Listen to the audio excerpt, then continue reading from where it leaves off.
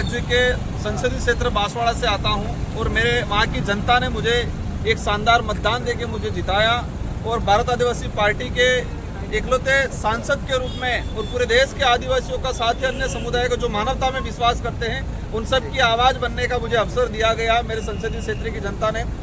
जब मैं लोकसभा में गया इससे पहले मैं बस्तर के इलाके में साथ ही आपके सरगुजा हसदेवाड़ा इलाका जो है मैं जब विधायक था उस दौरान आया था। उस दौरान भी हम लोगों ने यहाँ आंदोलन किए थे और मैंने संसद के अंदर केंद्र सरकार को बताया है कि विकास के नाम पे आदिवासियों को उजाड़ना बंद किया जाए।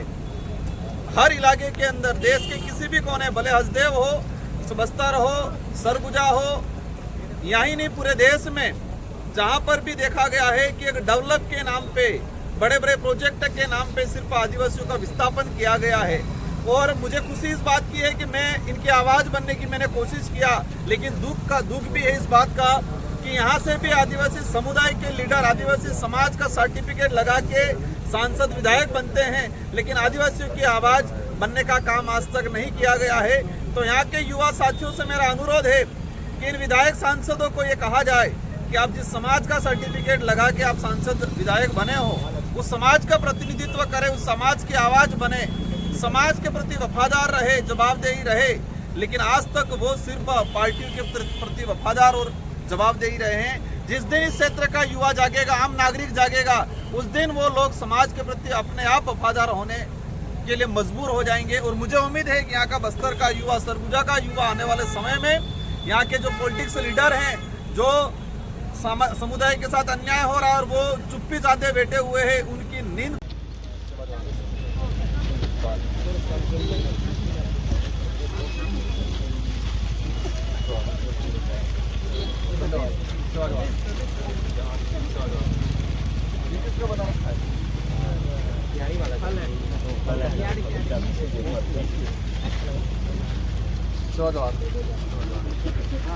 सभी को जोहार। देखो देखो कौन आया, आदिवासी से आया, देखो देखो कौन आया, आदिवासी से आया। राजकुमार राज जिंदाबाद, जिंदाबाद जिंदाबाद राजकुमार राज जिंदाबाद, जिंदाबाद जिंदाबाद भारत आदिवासी पार्टी जिंदाबाद, जिंदाबाद जिंदाबाद। भारत आदिवासी पार्टी।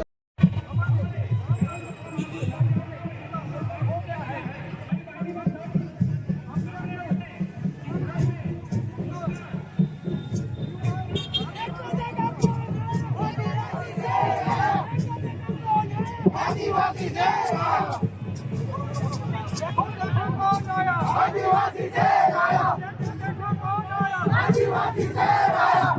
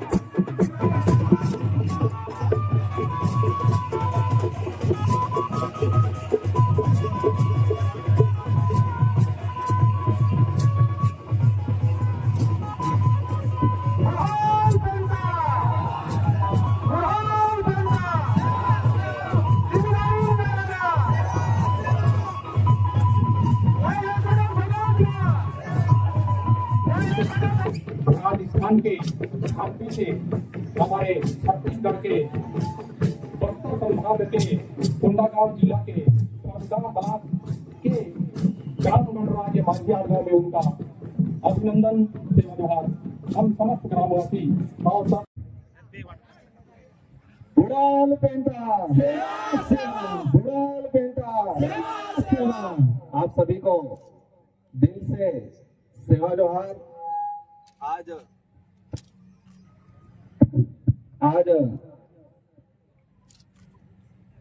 छत्तीसगढ़ राज्य के अंदर इस आदिवासी बाहुल्य क्षेत्र कोंडागांव जिले के अंदर आप सभी ने मेरा और हमारे समस्त साथियों का दिल से जो स्वागत किया गया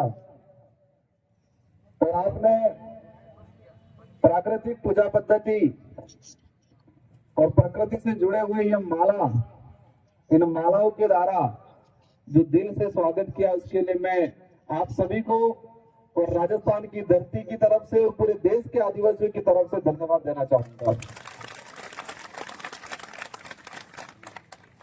लगभग सभी साथी परिचित होंगे, सभी ने कहीं न कहीं न्यूज चैनल के माध्यम से, सोशल मीडिया के माध्यम से मेरे बारे में कुछ जाना होगा। और मैं मेरा वक्तव्य शुरू करने से पहले हमारे देश के अंदर, इस देश को आजादी दिलाने में महत्वपूर्ण भूमिका निभाने वाले इस इलाके के महापुरुष, साथ ही बिरसा मुंडा, जयपाल सिंह मुंडा, भीमराव अम्बेडकर जी, उनको नमन करना चाहूंगा, जिन्होंने राजा रजवाड़ों से, अंग्रेजों से, मुगलों से हमारे समुदाय के लिए, जल जंगल जमीन के लिए और इस आजादी के लिए लड़ाई लड़ी और हमारा देश आजाद हुआ। और आजाद भारत के अंदर भी हमारे समुदाय के कई सामाजिक संगठन के लोग, जिन्होंने आजाद भारत में कोई भी सरकार रही हो, उन सरकारों से आदिवासी समुदाय के संवैधानिक अधिकार को लेके, आदिवासी समुदाय के हक अधिकार को लेके, जल जंगल जमीन को लेके जिन्होंने लड़ाइयां लड़ी और जो शहीद हुए, उनको भी नमन करना चाहूंगा।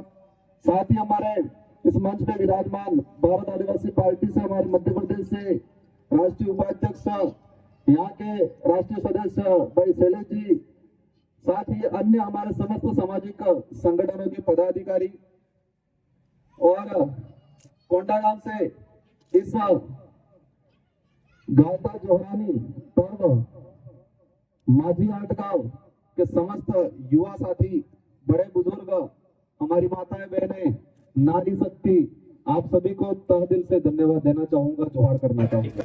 आदिवासी समुदाय के विस्थापन को लेके, अपनी आइडेंटिटी को लेके जो पूरे देश में आदिवासी जूझ रहा है, तो पूरे देश के आदिवासियों को एक मंच पे लाने के अभियान से हम यहाँ पर पहुंचे।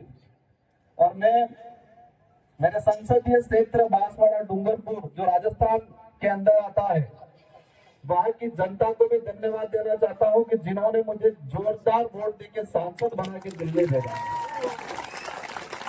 इस उम्र में मुझे मेरे संसदीय क्षेत्र ही नहीं, पूरे देश के आदिवासियों का, साथ ही अन्य समुदाय जो मानवता में विश्वास रखते हैं, जो इस देश में पिछड़े हुए हैं, उन सब का प्रतिनिधित्व करने का मुझे अवसर मिला दिल्ली के अंदर।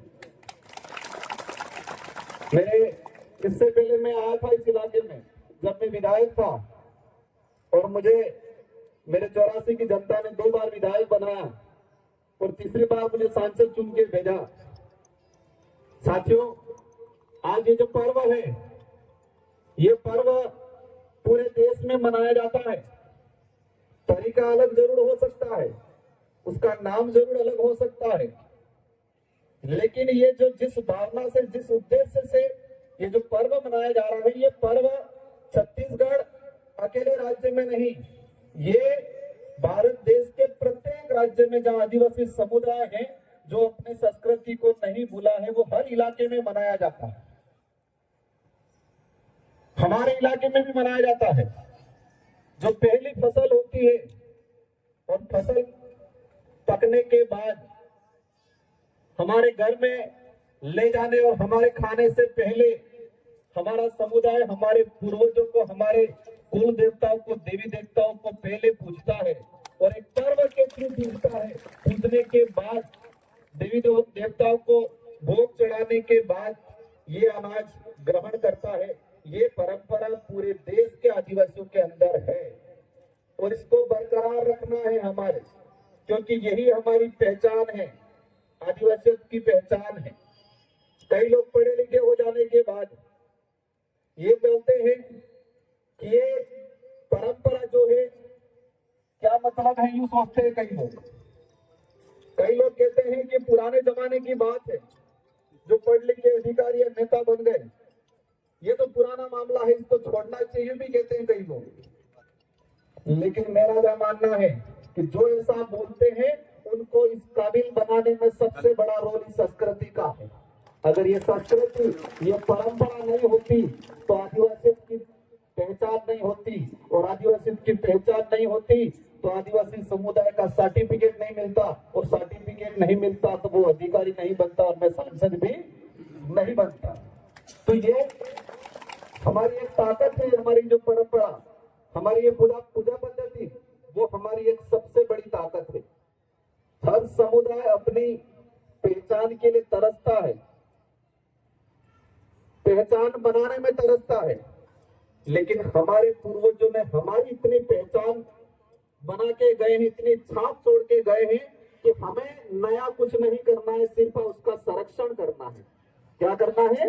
संरक्षण करना है, उसको जीवित रखना है, उसको जीवित रखना है और आने वाली पीढ़ी को सिखाना है। हमारी जो परंपरा हजारों सालों से, ये जो परंपरा, ये जो रीति रिवाज 100, 200, 500 सालों से नहीं, ये रीति रिवाज हजारों सालों से है। जब इस देश के अंदर कोई धर्म नहीं बना था, इस देश के अंदर कोई व्यवस्था नहीं थी, उस समय से ये हमारी परंपरा जो है। तो इस परंपरा के आधार पे कल्चर किसी भी व्यक्ति के विकास में बाधक नहीं होता है, सहायक होता है। जो लोगों को, कई लोगों को लगता है कि हम पढ़ लिख गए अब आगे बढ़ गए, मेरा क्या मानना है, आदिवासी समुदाय की परंपरा, रीति रिवाज, आदिवासी समुदाय का पहनावा, संस्कृति, आदिवासी समुदाय की पूजा पद्धति, आदिवासी समुदाय के प्रत्येक व्यक्ति को आगे बढ़ाने में सहायक है, न कि बाधक है। वो सहायक है, बाधक नहीं है। इसलिए साथियों, मुझे आज आने का अवसर मिला। मैं जहां तक देख रहा हूं, हमारे यहाँ पढ़ा लिखा युवा भी है, कुछ गवर्नमेंट सर्विस में होंगे साथी, हमारे बड़े बुजुर्ग भी हैं, माताएं बहनें भी हैं, और मैं पूरे देश के अंदर देख रहा हूं कि आदिवासी समुदाय हर समस्या से जूझ रहा है, हर समस्या से। ये बात अलग है, किसी को दिख रहा। ओके, हो गया जी, ठीक है, धन्यवाद दादा।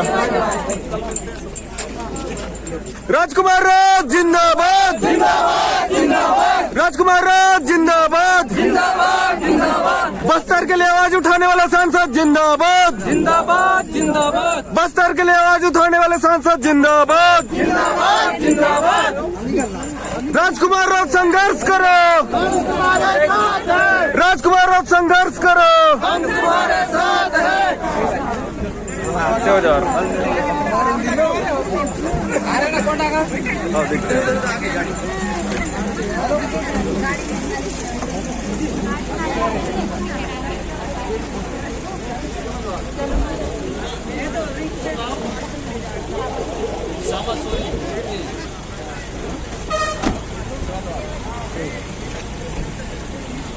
ठीक है दादा, सेवा जवाहर, सेवा जवाहर दादा, मिलते हैं।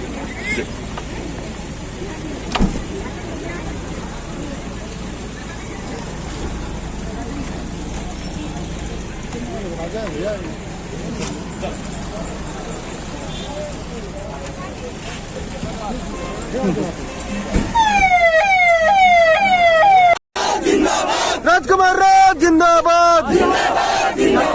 कौन सा गाँव ये? लंजोड़ा।